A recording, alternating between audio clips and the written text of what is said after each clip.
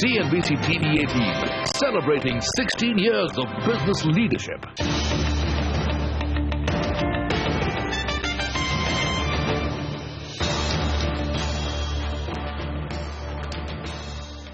News away from politics. The Reserve Bank of India today released the second financial stability report. Now, this report is written by a group comprising the RBI, SEBI and Finance Ministry officials, and it talks about being worried about global risks. It's optimistic of improved Indian macros and fearful of high corporate leverage and almost paranoid about the heightened stress in PSU banks. Ritu Singh and Lata Venkatesh get you the highlights of the report. Risks to the banking sector have increased since the last stability report in June. That is the verdict from the second biannual financial stability report of the RBI. Worsening asset quality and sluggish profitability are causing the stress. RBI also notes the worsening balance sheets of large borrowers, that is borrowers with loans of over 500 crore rupees. RBI says gross NPAs of these large borrowers from public sector banks went up from 6.1% in March to 8.1% in September. The silver lining is the improving Indian macros with lower twin deficits and reined-in inflation. The only issue is that if global risks go up, then our ability to withstand the aftershocks really depends on how well we manage our domestic economy. So in a sense, I think it puts a lot more responsibility on our policymakers than if we had a buoyant global economy. The report points to the fact that although corporate profitability has improved from March to September, the share of the top 100 leveraged borrowers has increased from 17.8 to 27.6%. In fact, the large corporate borrowers are turning out to be the biggest threat.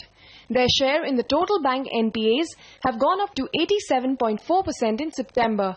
Banks, especially the public sector ones, are showing the strain.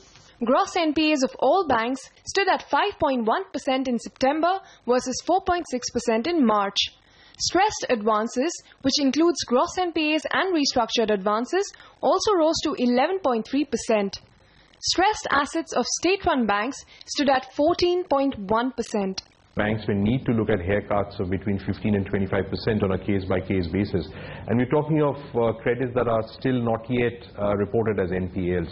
So apart from rising concentration and the growing NPL that the RBI report has pointed out, there's also the below-the-radar challenge of assets that are getting restructured, refinanced for the 525, but in our view are not adequately provisioned because of the belief of the fundamental viability, which I think is correct. But financially, they would need some support, some principal write-down to be financially viable. I think they're operationally viable, but not financially viable. The RBI's baseline scenario is that gross NPAs will rise to 5.4% by September 2016 from 5.1% this year. Under a severe stress scenario, assuming the macros deteriorate further, gross NPAs could rise to as high as 6.9% by March 2017. The FSR makes a strong plea for relooking the capital allocation and dividend policies of PSU banks, so that the dividend of strong banks is not used to capitalize the poor ones. It also argues that public sector banks need to be run on commercial principles and that utilities like discoms must charge their users correctly. Finally, the report pleads that financial inclusion must not be pushed beyond a point as it may have negative costs to the system. In Mumbai with Lata Venkatesh, Ritu Singh. Corporate news now. ALKEM Labs and Dr. Lal Path Labs could not have hoped for a better Dalal Street debut, with both the stocks rallying in trade as soon as they got listed. And while this is definitely great news for the two pharma majors, how do they stack up against their peers? Ekta Bachchan is standing by with that comparison. Ekta, what's your analysis?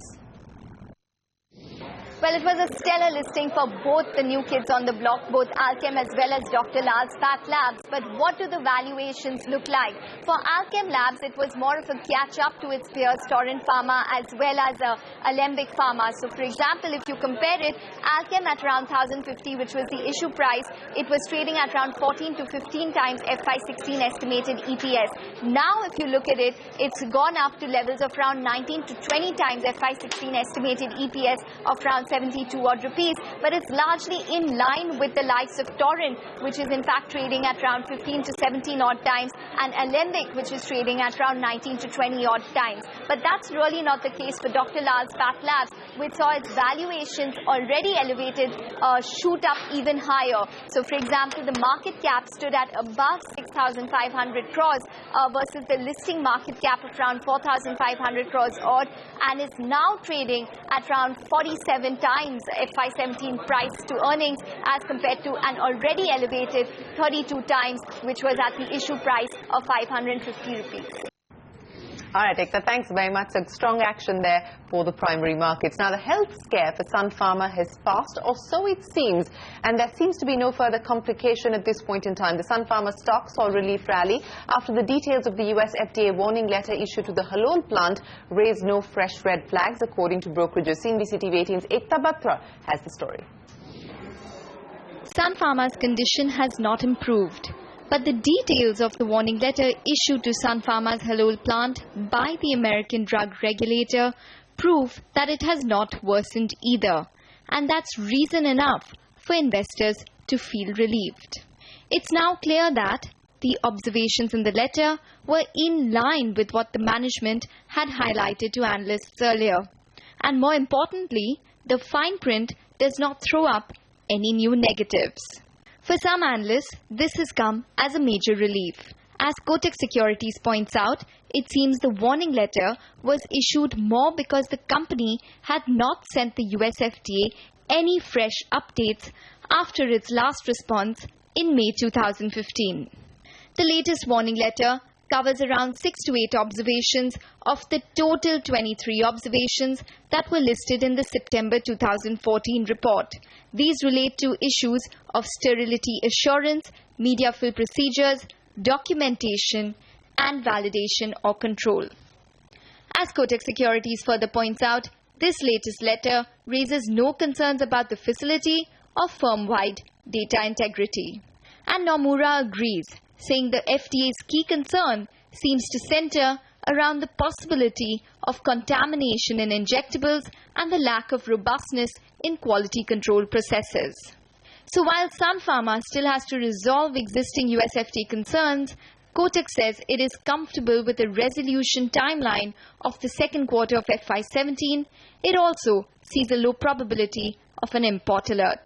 Nomura, meanwhile, says it is possible that a resolution may be delayed because Sun will have to carry out more studies to meet some of the FDA requirements. So a resolution may be arrived at only by the end of FY17.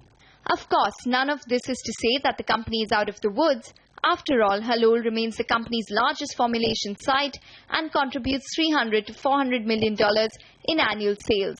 It also has the biggest pipeline of pending abbreviated new drug applications, especially for Sun's injectable portfolio.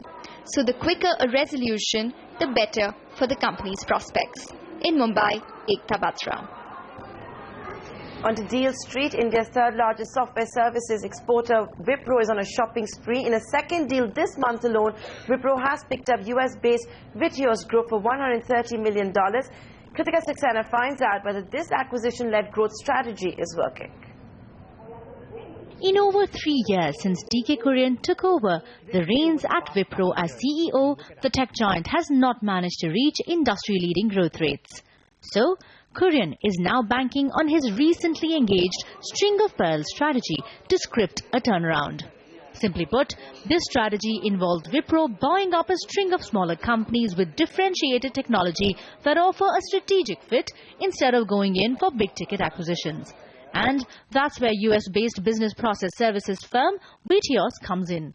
With an all-cash investment of $130 million, Wipro will get 400 employees across US, Europe and Asia, and Viteos' 500-plus clients in the asset investment management industry. Viteos, which posted revenues of $26.5 million in 2014-15, will also help Wipro expand its capital markets portfolio in fund accounting services and enhance its BPS capabilities. Viteos is Wipro's third acquisition in the last 6 months, the last two having fallen into place within a 30-day period. Earlier this month, it acquired German IT consulting firm Celent AG for 73.5 million euros. That's $78 million.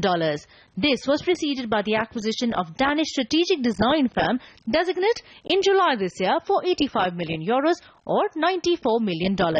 With the VTO's acquisition, Wipro has spent a little over $302 million in 2015.